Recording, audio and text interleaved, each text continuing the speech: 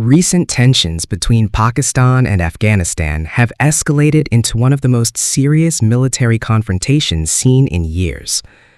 To understand the current crisis, we need to look at three key questions.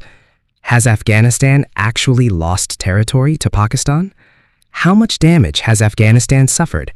And what does the international response, including the United Nations Security Council debate, tell us about where this conflict might go next?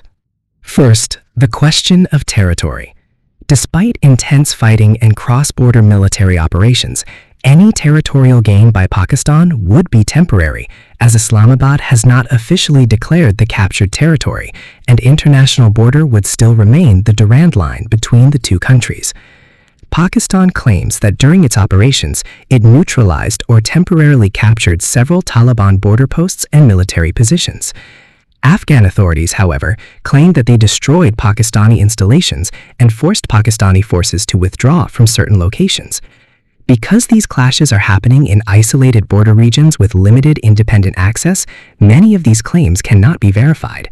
So while both sides claim battlefield successes, internationally recognized borders have not changed. Besides, the conflict is less about territorial conquest and more about security control along the frontier. Now let's look at the damage Afghanistan has suffered. Pakistan says its military operations targeted Taliban military infrastructure inside Afghanistan. According to Pakistani officials, the strikes destroyed multiple Taliban command facilities, ammunition depots, and logistical bases. Pakistani sources claim hundreds of Taliban fighters were killed and many more injured. However, these numbers remain difficult to independently confirm. What is clear from international reporting is that the conflict has had a serious humanitarian impact. Airstrikes and fighting along the border have killed civilians in several provinces. Cities such as Kabul and Kandahar have reportedly experienced strikes against militant facilities, as reported by Reuters. And perhaps most significantly, the conflict has forced tens of thousands of Afghan civilians to flee their homes. United Nations agencies estimate that more than 100,000 people have been displaced by the fighting. For a country already dealing with humanitarian and economic crises, this displacement adds another layer of instability. The conflict has also spilled into the diplomatic arena. At the United Nations Security Council, Afghanistan attempted to rally international condemnation against Pakistan. Afghan representatives argued that Pakistan's actions violated Afghan sovereignty and targeted civilian areas. But Afghanistan faced a major diplomatic obstacle. The current Taliban government is not formally recognized by most of the international community, which limits Afghanistan's influence in global institutions. During the Security Council discussions, several countries shifted the focus toward militant groups operating from Afghan territory, as well as the ban on girls' education imposed by the current Taliban regime.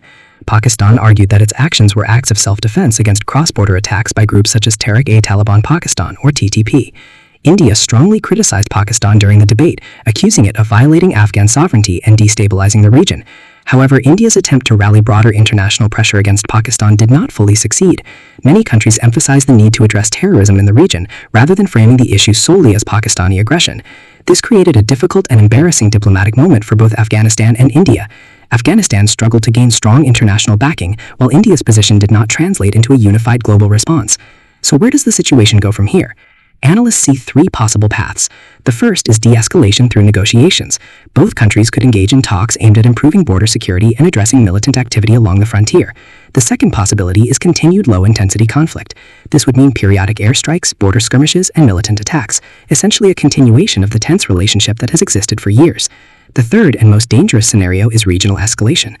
If the conflict intensifies or draws in other actors, it could destabilize an already fragile region. For now, most international powers are urging restraint. The reality is that neither Pakistan nor Afghanistan benefits from a prolonged war. Afghanistan faces economic collapse and humanitarian crises, while Pakistan must deal with security challenges and regional instability. Ultimately, lasting peace along this border will likely depend on one critical issue: whether both sides can effectively address cross-border militant groups that continue to fuel mistrust and violence. Until that issue is resolved, the Pakistan-Afghanistan frontier may remain one of the most unpredictable flashpoints in South Asia. NewsTold.